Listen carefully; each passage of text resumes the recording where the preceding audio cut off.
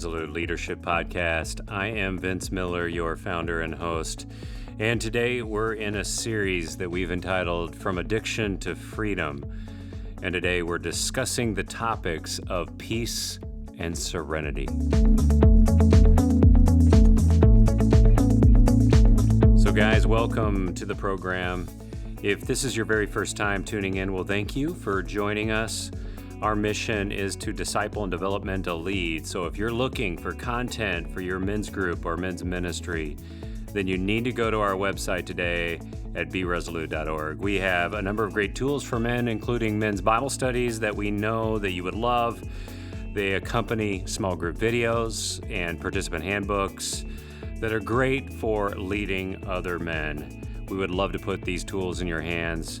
But now, let's dive in. Well, today I'm joined again by Joel Carlson, who is just one man trying to make a move from addiction to recovery in his life and true freedom. And I have really enjoyed the last number of podcasts with Joel. In all, we're producing about 12 here that I think will help guys out there that are struggling through addictions or compulsions or whatever you want to call them in your life. And we love getting to hear from other men and how they've worked through some of these issues in life. Joel's just one of those guys. So guys, if you're struggling through these issues, you may want to pick up these podcasts and listen to them over and over again. Joel, welcome back to the show today. Great to be with you, Vince. Thank you.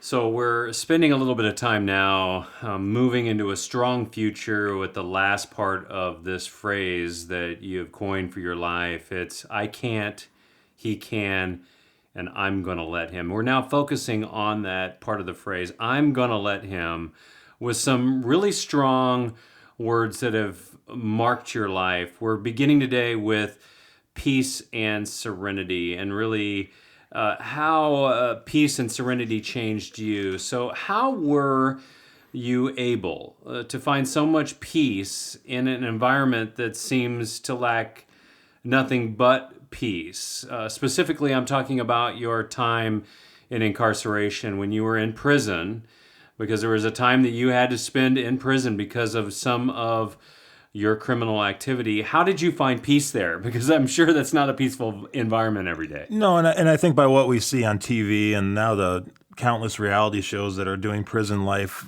we're given this image that prison is really, really rough. And in many situations, I believe it is. So I need to take off my tough guy image and say that I went to a federal prison camp. And that has a whole different look. So got it. It's not like going to like what we understand as prison. It's more laid back. It still has structure to it. Correct. But it's not like we think about it. I lived in a dorm. There were no bars. There were no guns. There was no violence. There was nothing putting me in danger. There was temptations, I should say, that were there. But as far as my safety goes, I was okay. But I didn't realize that until I got there. So I had, of course, those feelings like, what am I getting myself into before I went? But the day or first 2 days that I was there, I met some really neat people. And one guy said to me, Joel, you can either count your time or you can make your time count. And those words really stuck out to me as I prepared for what was going to be 19 months up there, as to how was I going to make my time count.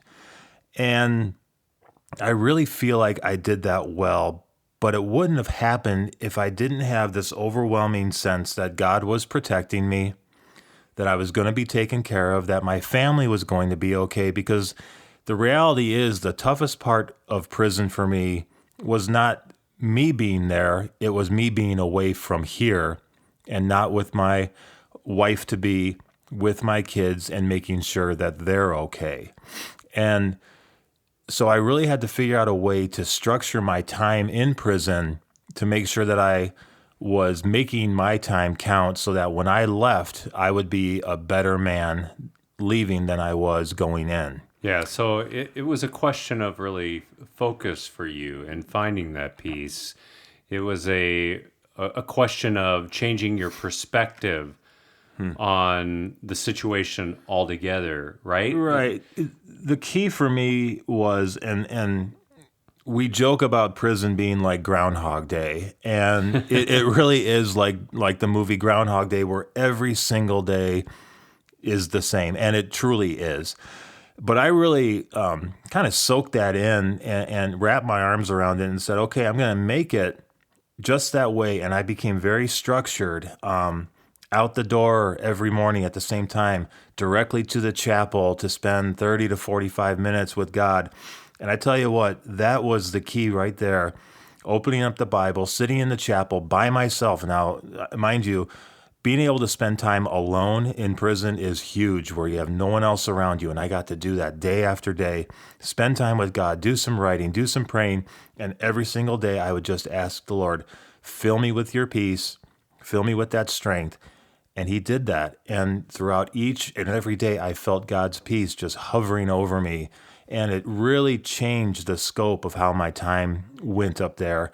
And it really, So let me interrupt. Yeah. So I think you're making a really good point, and I don't want the listeners to miss it, the guys out there to miss it. But it wasn't just about mindset. Some of it had to do with routine as Right. well. So some of it was a change of mindset. Some of it was a change in routine, developing new disciplines, spending time, forced you to spend time alone with God. It sounds like those all contributed in some way, right? I was given the blessing really of having the forced time to do this, you know. Yeah. But I think the challenge for the majority of our listeners who maybe don't have incarceration in their past or in their future, it's not as easy to discipline yourself to make that time day after day. I know that when I was in the workforce, you know, I had a routine of getting to work, but a part of my routine was definitely not digging into the word and doing some praying. It was getting from my house to my desk and getting to work.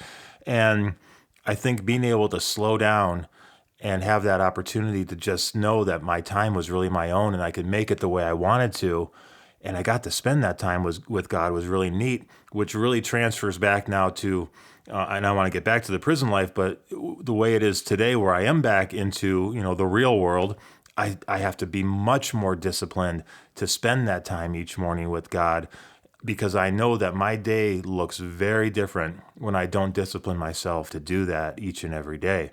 But along those lines, getting back to prison, I think the other part of structure that gave me all this peace was the choices I made of how I would spend my time.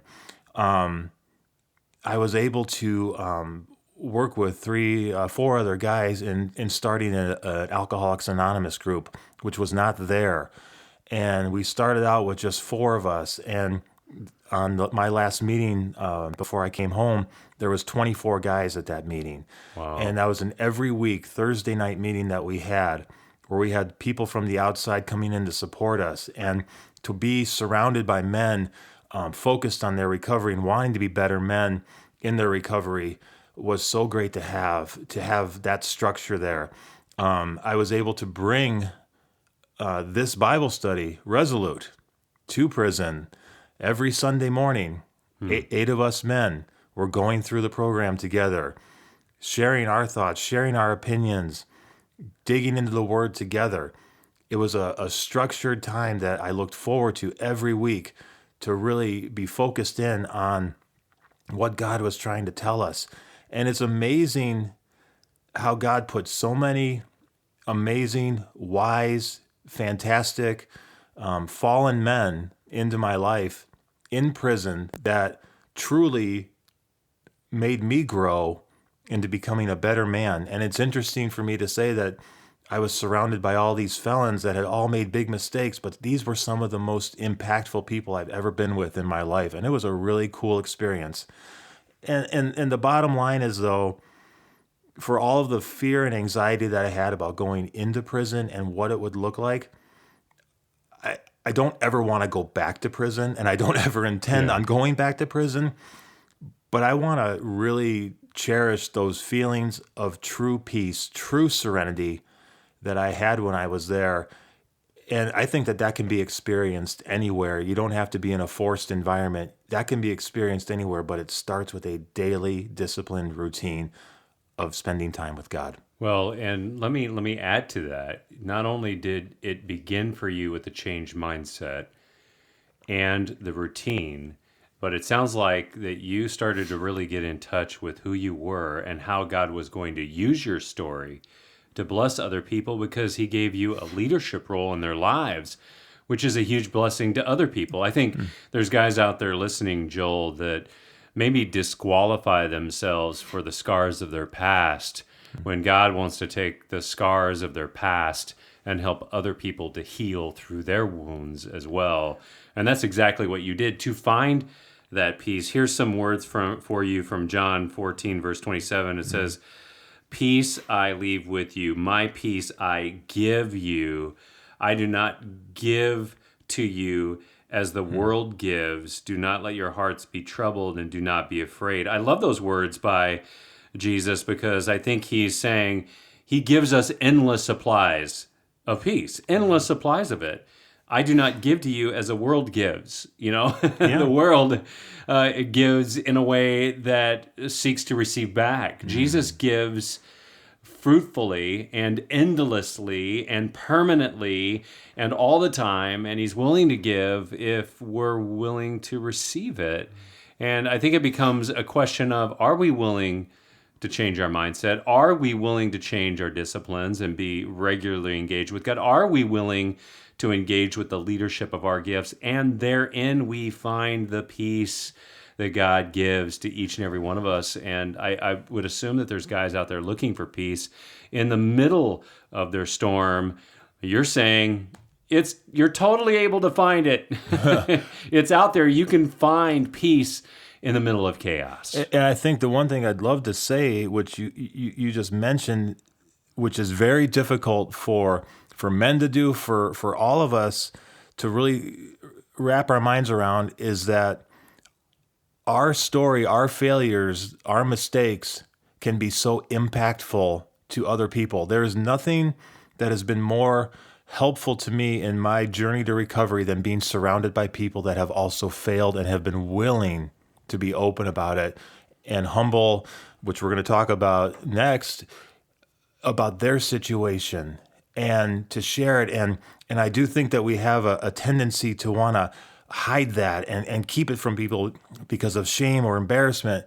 But on the flip side, I know firsthand that hearing other people's stories has been so helpful to my growth. And my hope is that my story will be helpful to others in saying it's okay that mistakes happen. The mistake is not okay, but it's okay to be honest about it and to share it with people because you never know how that might help them on their road to transformation. There you go. So that's where we should end today, Joel, is right there in helping guys to understand if they're in the middle of a situation today where they're not experiencing peace, it's coming to terms with why that is, changing their mindset, changing their disciplines, and turning that anxiety into a tool that they can use to minister with other people by getting honest with it, right? We have to become honest with who we are to find the peace that we want because Jesus Christ wants to give us endless peace. And we can experience it. So regardless of the addiction that a guy is dealing with today, it could be a sexual addiction, it could be a chemical addiction, it could be a behavioral addiction, whatever it is, or just whatever compulsion that a guy is dealing with, that can be turned into peace. If we become honest with it, we can find our way through, and God will give it to us endlessly if we submit our hearts to Him fully. Well, thank you again, Joel. Thank you, Vince. Well, guys, that's the show. Thanks so much for listening. As we close, I want to remind you that we have great content for your men's groups, men's Bible studies that include small group videos and participant handbooks that will empower the men of your church or those around you that you lead. Check it all out at beresolute.org. And by the way, I hope you enjoyed this podcast, but please know that the time that we spent together today is worthless unless you choose to do something with it. So act on it. Do something today by getting off the bench and into the game. And I'll see you right back here next time on another edition of the Resolute Podcast.